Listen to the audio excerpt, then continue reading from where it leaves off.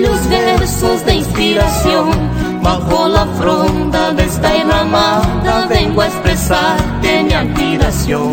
Quiero comprendas, mi bien amada, todas las quejas de mi sufrir.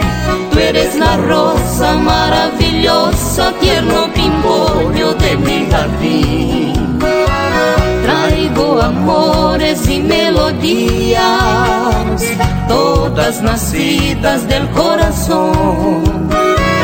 Dame siquiera una sonrisa, una mirada, mi dulce amor.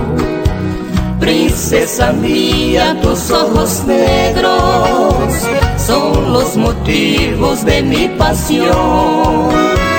En estos versos voy suplicando que alivie un poco mi gran dolor.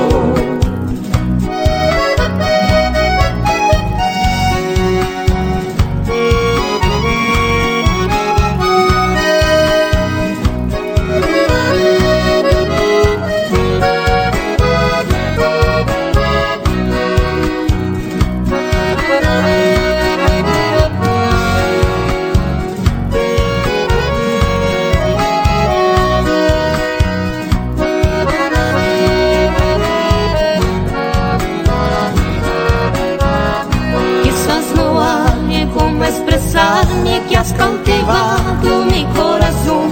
Si tú no piensas jamás amarme, hasta abrigarme vaga ilusión. Cual peregrino me iré cantando y tu silencio perdonaré, llorando siempre el bien perdido y eternamente recordaré. Traigo amores y melodías, todas nacidas del corazón. Dame siquiera una sonrisa, una mirada, mi dulce amor.